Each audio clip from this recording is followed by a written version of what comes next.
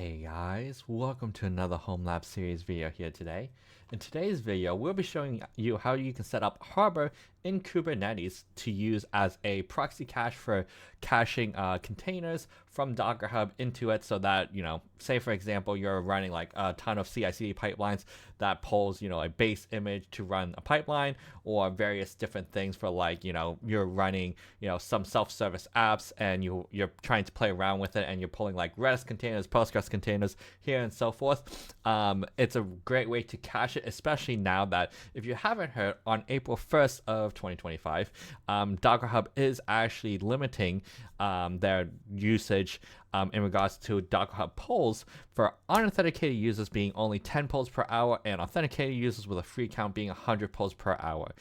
So in most cases, if you're probably with the free account, you're probably good with the 100 polls. But if you're just like running random stuff like I am in like a VM to like, set up something, 10 polls per hour, you might get limited, especially if you're running CI/CD pipelines as well, that you could just run a pipeline that it might not be already cached on like a build runner or something, and it'll just keep on pulling and you hit 10 polls pretty easily. So having a proxy cache is very nice to have. Plus you can just play around with it too. So we'll be showing you how you can do it. So let's have some fun. All right, so I did want to show you guys the dockerhub actual usage and limits. So they do have that note on the site. So April 1st, they will be limiting Docker poll limits. I think they already have limits, but like it's higher than this right now. But starting in a few days, 10 polls per hour for unauthenticated users and 100 polls per hour for authenticated users with a free account. So if you do fall in the first category, even if you have a free account, sometimes this might be very limited depending on what you do in your home lab. But if you run into this is a very good thing to use with Harbor to kind of get around it. Plus, that means your Docker polls, if they're cached, quicker and faster because it will be within your network and you're not pulling from the internet as well. So you get can try to avoid the poll limit, as well as two, you actually do improve your performance because everything is cached closer and locally in your home lab. So anywho, getting started, we'll actually be installing Harbor, which is you can go to their site goharbor.io, and you can use this for more than just a proxy cache. You can actually use this as like a container repository.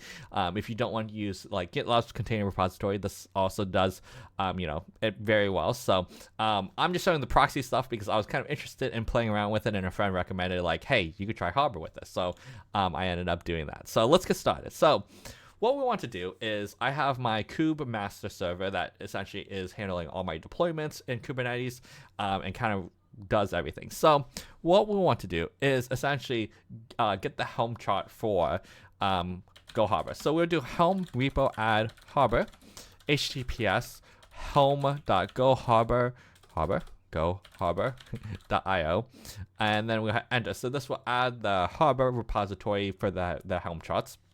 We'll then pull the Helm charts. So Helm pull Harbor untar. So this will actually pull down the files because we want to do some edits as well. So we can cd into Harbor here, and we can see that there's a few files. It's not very complicated. They got their chart, they got the templates, and then their values.yaml. So what we want to do is look at the values.yaml, and for the most part, you can ignore most of the stuff that's in here. The only thing that I will edit is essentially the external URL.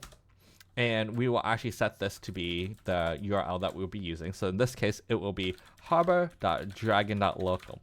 Now, I'm using my dragon.local, but if you've watched my previous Kubernetes videos, you'll know that I will be setting this up with my traffic, with my stepca self-signed cert, to be able to access this. So if you're wanting to know how that is done, you should go check out my traffic video, which is pretty good too. So we'll save this. So this is the only thing that you would need to do for essentially this Harbor thing if you have the things that I already have set up. And then what we'll do is, so now that value is added, what we want to also do now is create a namespace for Harbor so that we can put it in the namespace. So create namespace, and then we'll name it Harbor. And then we could just do Helm install Harbor dot in the Harbor directory, where it will just specify, hey, these are where the files are, and then N for namespace, and we'll put in the Harbor namespace. So in here, we essentially will be deploying Harbor, and we can do kubectl get pods and Harbor to list all the things that are running. So you can see that it will create a few containers, registries, job services, and core. Now, the one thing to note with this will create PVCs, so persistent volume claims in here as well. And if you don't have anything set up to essentially handle that, you would have to create these manually, which is, in my opinion, it was a pain, especially if you have to do like file permissions because you're mapping it to like a directory. But what I have is actually I have Longhorn set up, and I would probably recommend this because honestly, once you have this set up, it's amazing. So you can see here, I got multiple volumes. So when a persistent volume claim comes in from like a Helm chart or something, it will actually create the volume dynamically in Longhorn and essentially associate it with that container. So you can see here that I got some for Uptime Kuma, but I also have like a few for Harbor, which will essentially work amazingly, honestly. So I didn't have to do anything. So once you have Longhorn set up, you don't have to do anything really. It will just create it. You can click into it. You can view it. I have 2 replicas. So essentially, if one of my replicas go down, I still have the data in another one. So Longhorn is great for like, having a highly available / disaster recovery situation if you set it up this way. So I do have a video on Longhorn, so I won't like go into depth in regards to, hey, how do you set it up? You should go check out the Longhorn video. It's pretty good too. So we can see here that everything is now running, and that is a good sign. So we can do kubectl get svc and Harbor, which will essentially show, and I'm gonna zoom out so you can see it better, which will essentially show that all the services that are running. Now there are 2 things to note here. We will be using the portal as well as the core. And this took a little bit to figure out because one, you can't, if you're using like an ingress controller thingy, you can't just put everything and forward it to the portal. It doesn't work very well. And that's when you run into the issue. If you do that, you'll run into the issue where the username and password for the login doesn't work, but it actually it is the correct username and password. So what you want to do is in my case, I'll be using traffic, but you could repeat this with like Nginx or any ingress controller that you might be using. But we'll be using traffic, so we'll create a Harbor traffic ingress YAML file, and I actually already have it created, so I'm going to copy and paste because there's actually a lot going on here, as well as I will post this on my GitHub so you guys can kind of take a look at it. But you can see here that we will create, our metadata. This will be my Harbor portal. We put in the Harbor namespace. We'll use the entry point for web secured so that it goes through HTTPS. And then what we have is the routes. So in this case, we will have the default route. So anything that goes to harbor.dragon.local will have, and the path prefix just /, it will go to my Harbor portal. Okay, so that's your basic. That's pretty much what you would have already had if you didn't care about any of the other rules, right? Then you get into the more complicated stuff, which isn't really that complicated when you find it and you're like, oh, okay. So now, if say for example I were to use the path prefix of /c, I want this to go to Harbor core because apparently things in /c /API/service and /v2 should all and /chart repo should all go to actually Harbor core so that it actually does the correct stuff and goes to the right thing. So they break it up into like multiple microservices. So certain things handle certain parts. So certain file paths, URL paths have to go to different containers is pretty much what I'm saying here.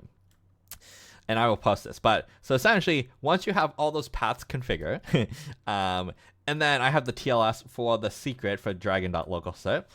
So that's my wildcard cert for my dragon.local domain. So we'll save that. So before we actually apply it, we'll actually need to create the cert. So we'll create the secret for the cert. So we'll do here kubectl create secret TLS dragon local cert is what we named it. We'll specify the cert, and I put the certs in root certs, and then mine's wildcard.dragon.local.cert. Then you got to specify the key as well. So root certs wildcard.dragon.local.key. And then the namespace is Harbor. And that will essentially allow my traffic ingress controller to use this wildcard set essentially, because based off of what I had at the very bottom.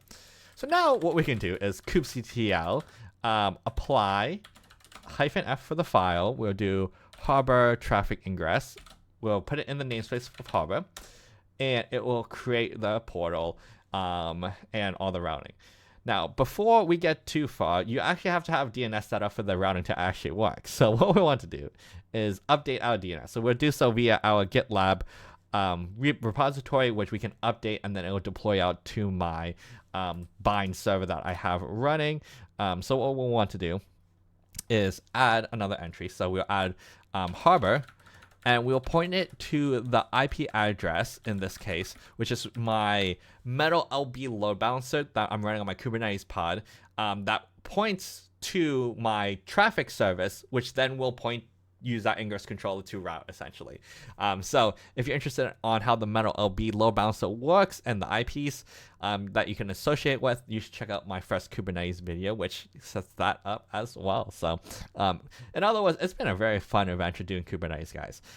It was hard. I'm not saying it wasn't difficult, but once you kind of get all the things like Longhorn, traffic, and all those kind of setup, it is super nice, because then you just kind of add your ingress controller or your volumes, and it kind of just all works magically, and it's great.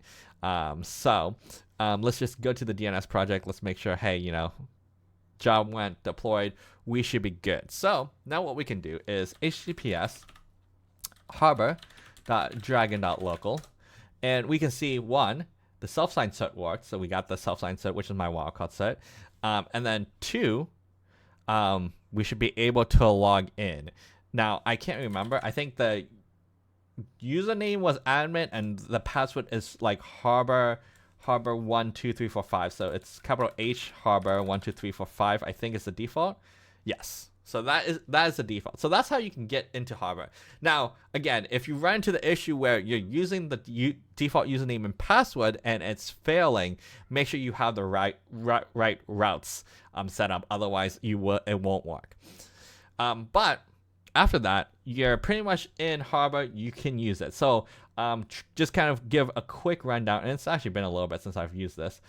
So we will have to create a few things. So I know we had to create a project, but we need to create something else first. And I'm trying to figure out if it's a registry.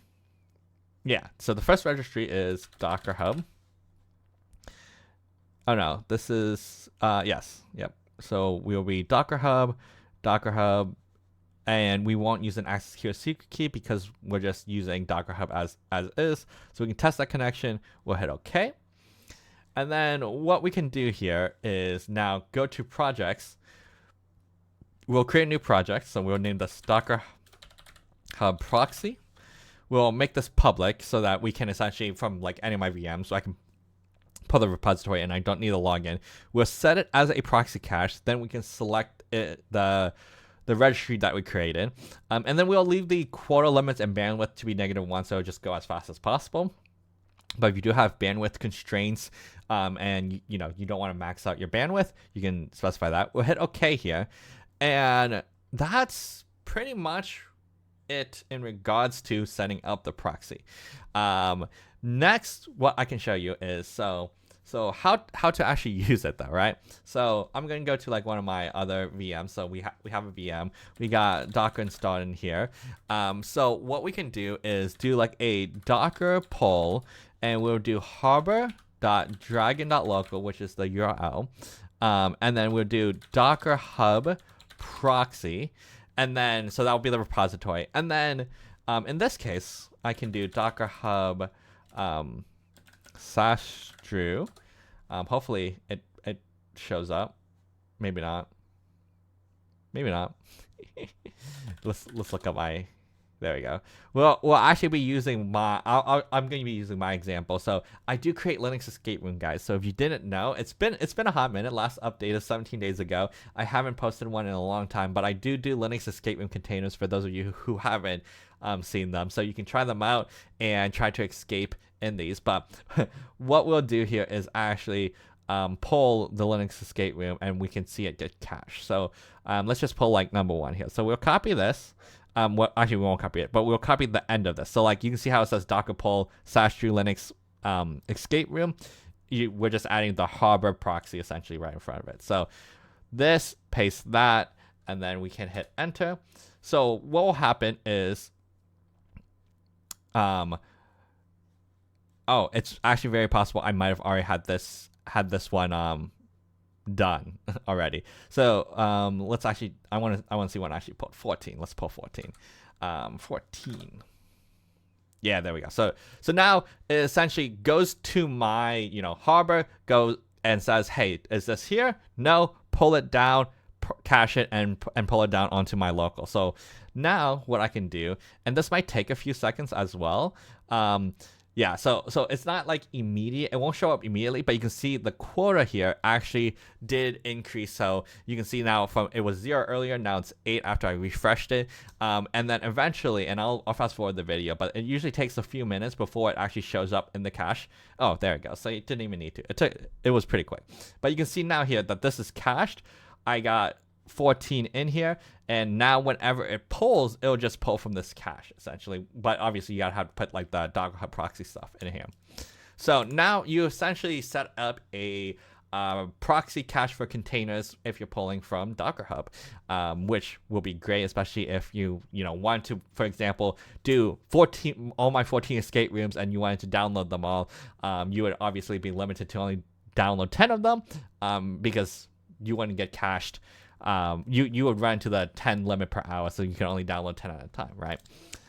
So the other fun thing that I will say though is with this setup, you can actually scan stuff. So you can scan vulnerabilities. So there's a microservice called Trivia, I think, and it can do scanning on your containers, which is, I think, a nice feature added into kind of Harbor and integrated so that you can see vulnerabilities of certain containers that you do download and cache, so that you can be like, oh, hey, am I downloading a very vulnerable container? And this could, be a security risk or issue.